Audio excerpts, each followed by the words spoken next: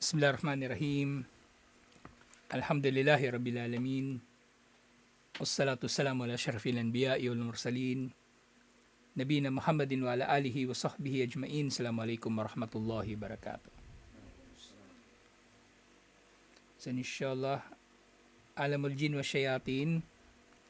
Tuloy natin yung pagtalakay doon sa mga nagaganap na pakikipagsabwatan sa mga tao ng mga engkanto o ng mga demonyo. Pero ito mga pakikipagsabwatan nito, bagaman kumbaga, nangyayari ngayon, di ba? Kung nangyayari siya ngayon, pero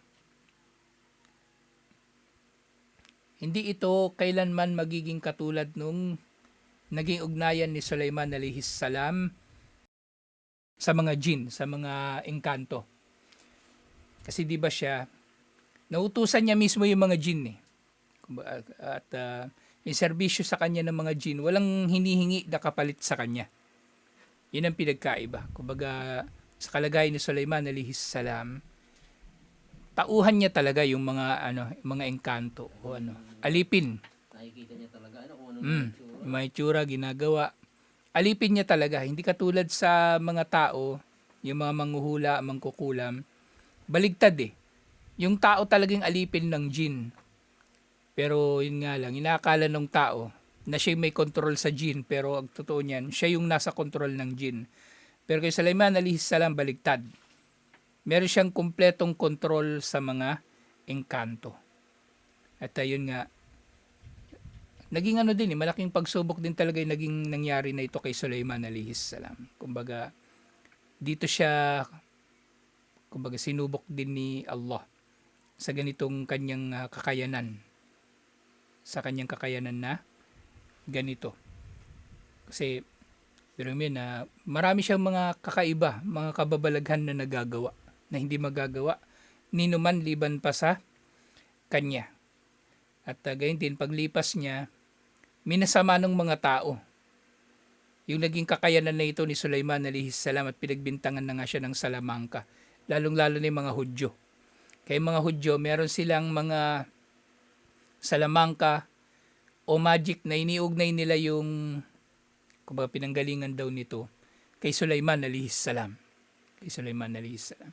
Actually, maraming mga legends, maraming mga alamat, maraming mga kwentong bayan at mga kababalaghan ang iniugnay kay Sulaiman alayhis salam. Kaya si Allah dun sa Quran, pinawalang sala niya kagad si Sulaiman alayhis salam.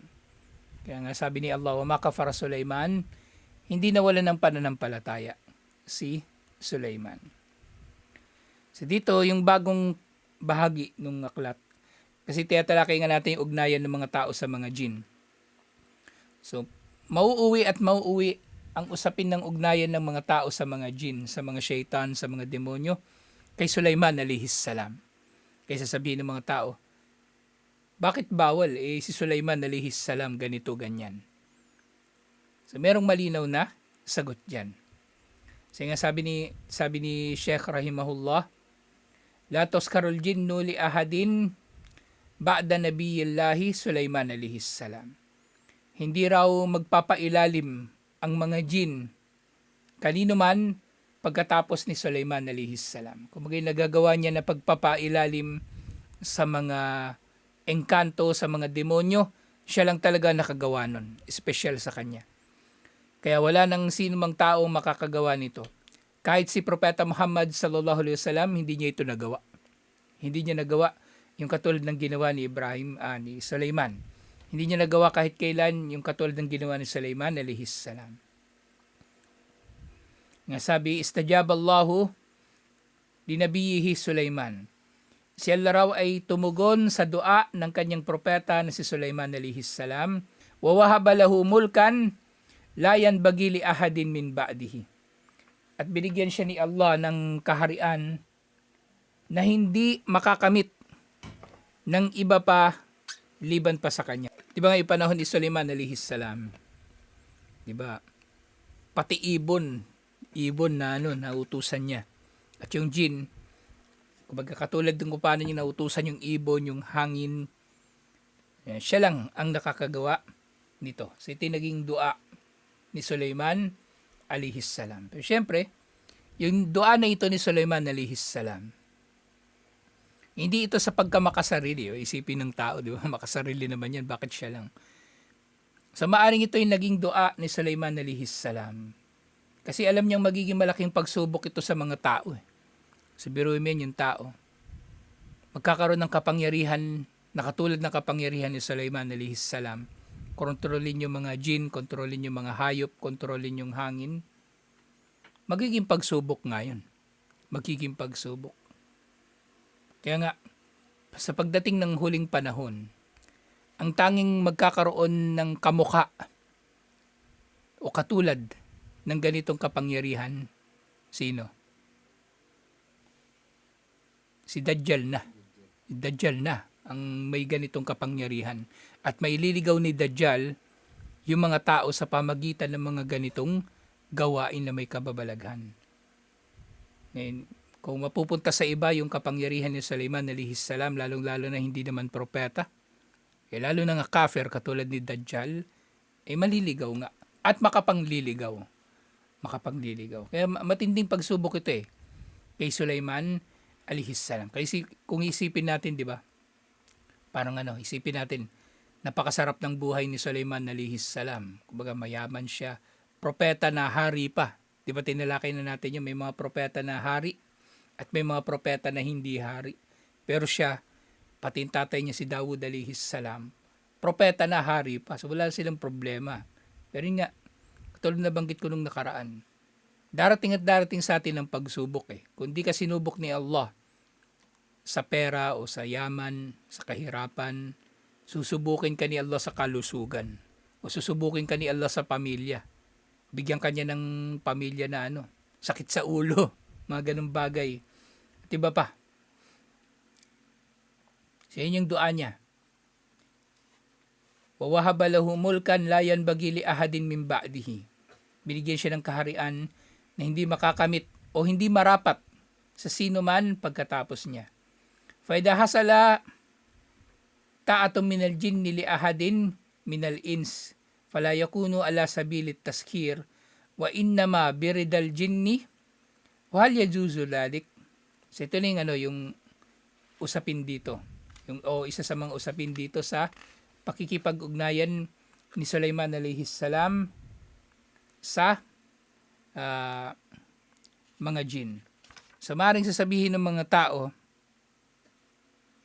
kung ang mga jin daw ay susunod o sumusunod sa kahit sino sa mga tao, katulad ng pagsunod nila kay Sulaiman alayhis salam.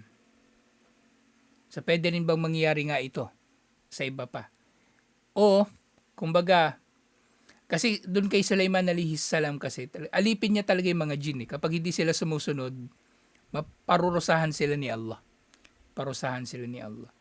Ngayon merong tanong dito. Kung halimbawang yung jin ay hindi, kumbaga, kung ang jin ay papailalim sa tao pero hindi bilang alipin, kundi dahil nalulugod ang jin sa tao, pwede ba mangyari yun o pinahintulutan ba ang bagay na ito?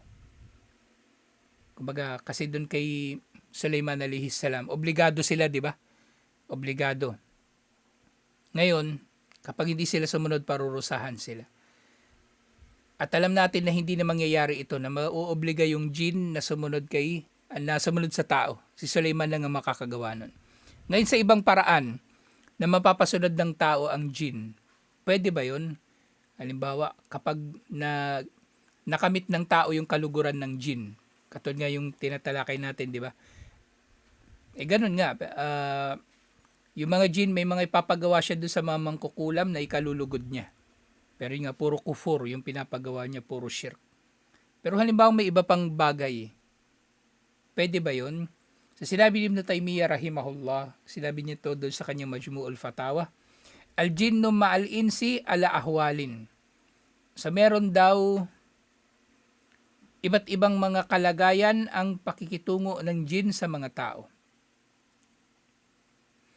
Faman kana minal insi ya'murul jinna bima amara Allahu bihi wa rusulihi min ibadatillahi wahdahu wa ta'ati nabiyhi.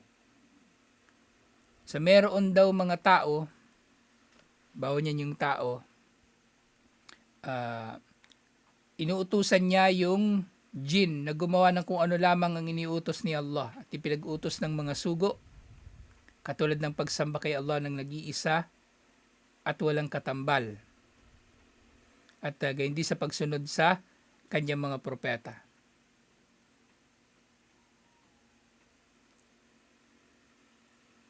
Waya'murul insa bidalik, waya'murul insu bidalik, at ito'y pinag-uutos ng tao na yun sa engkanto.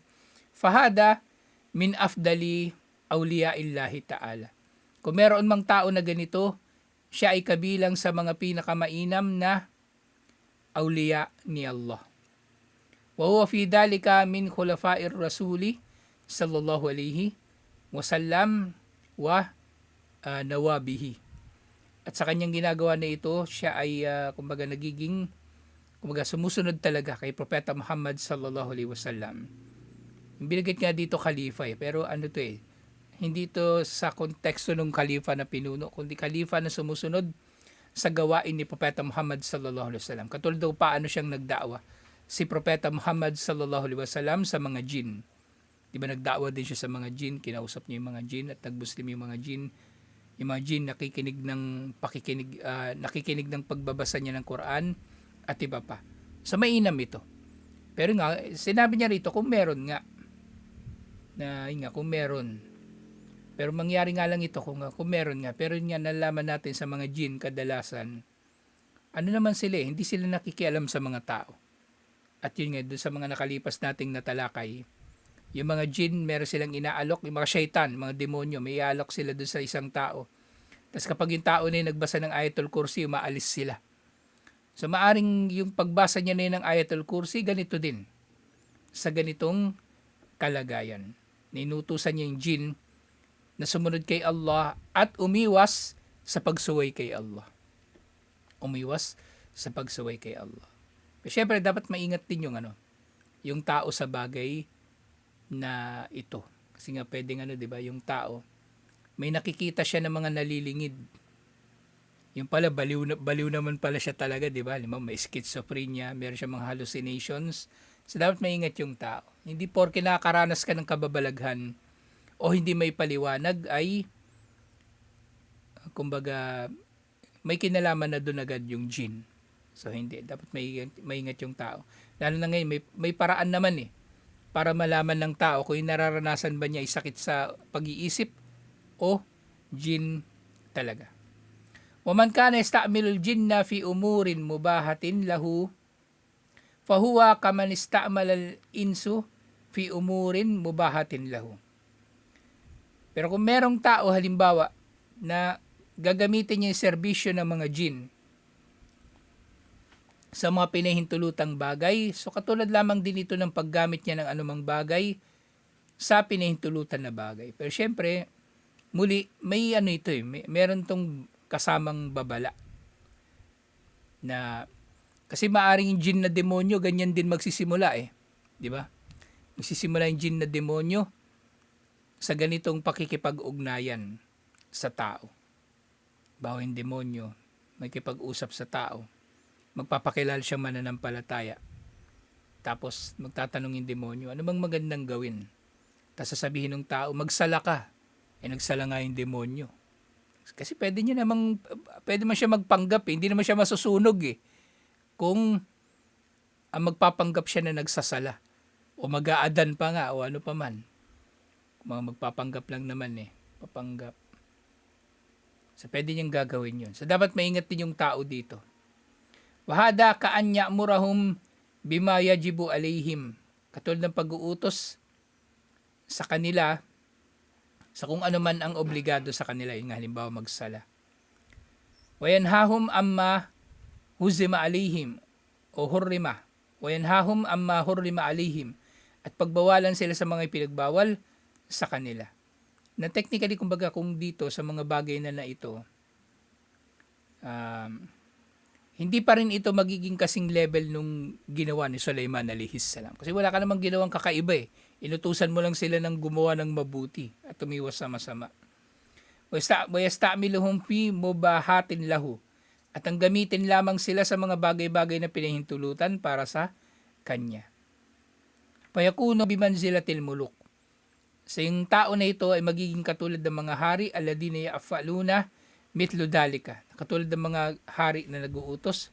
Wahada idha kaddara'annahu min awliyaillahi fa gayatuhu an yakuna fi umumi awliyaillahi mitla nabiyil malik ma'a al-abdir rasul. Sa ganitong kalagayan, magiging katulad siya nga ng mga kabilang sa mga awliya din ni Allah. At hindi katulad ng, kumbaga kanina, di ba, yung jin, yung tao na nag-uutos sa jin na gumawa yung mga jin ng pagsamba, katulad siya ng propeta. So, ganun din, katulad din siya ng propeta na hari. Katulad ng kung paano yung nauna ay katulad ng propeta na alipin. وَمَنْ كَانَ يَسْتَعْمِلُ الْجِنَّ فِيمَا يَنْهَى اللَّهُ عَنْهُ وَرَسُولُهُ إِمَّا فِي الشِّرْكِ. At yung pangatlo naman, yung nag-uutos sa mga jin ng mga pinagbabawal ni Allah, katulad ng shirk. Wa imma fi katli ma'sumid dam, o pagpatay sa sinumang pinagbabawalan ni Allah na napatayin. O fil udwani alayhim bigayril katli, o ang kumbaga pamiminsala sa kanila. Naliban pa sa pagpatay, katamridihi wa insaihi al-ilm, dudulutin ng tao na ito, utusan ng tao na ito yung jin, nabigyan ng sakit yung isang tao, o dulutin ng jin na ito na makalimot yung tao sa kanyang kaalaman, wagayadali kami nadul, matiba pang mga pangaapi, wa imma fi fahishatin, o iba pang pagsuway kay Allah, kajalbi man yatlubu minhu al-fahisha. Utusan niya yung, yung engkanto na magdala sa kanya ng tao, nagagawa ng kalaswaan para sa kanya. Fahada qad ista'ana bihim alal ithmi wal udwan. Sa tong tao na ito ay nakipagtulungan sa engkanto, sa kasalanan at pagsuway. Thumma inista'ana bihim alal kufri fahuwa kafir. So yung tao na yun syempre makasalanan, pero kapag siya ay humingi ng tulong sa mga jin sa paggawa ng kufur, edi kafir siya. Siya ay matuturing na kafir. Wa inista'ana bihim alal maasi fahuwa asin. Kapag siya ay humingi ng tulong sa kanila sa pagsuway, siya ay makasalanan. Imma fasikun wa imma mudnibun gayra fasik. O iba't iba pang antas ng pagiging makasalanan. Siting iba't ibang mga maaring mangyayari na ugnayan ng tao sa mga jin. Wa ilam yakun tama al-ilmu bis-syari'ah fa isti'anu bihim fima yadunnu annahu min al-karamat mitlu an yasta'ina bihim alal hajj aw yatiru bihi inda as-sima'i al-bid'i aw yahmiluhu ila arafat wala yahujju al-hajj asy-syar'i alladhi amarahu Allahu bihi wa rasuluhu. Pero nga, ang marami sa mga tao, hindi naman talaga maalam sa relihiyon. At sila maaring sasamantalhin ng mga demonyo. Sa pupunta sila ng mga demonyo, at maaring ihingi siya sa kanila ng mga tulong na akalain niya karama o himala. Dudulutin nila na siya ay makagawa ng hajj at kumbaga palilipa rin siya sa hangin at dudulutin siya na makarinig yung mga mga kanta ng mga gumagawa ng bid'ah o dadalhin siya sa Arafat. Pero yun nga, magagawa niya nga itong mga bagay nito. Halimbawa yung hajj na lang, di ba? Magagawa niya sa tulong ng jin. Pero hindi ito magiging hajj na tama. Kasi may mga paraan ng hajj eh. Tapos babaguhin ng jin yung paraan ng hajj. So mababago yung hajj at hindi magiging tama na hajj ito. Wa an yahmiluhu min madinatin ila madina.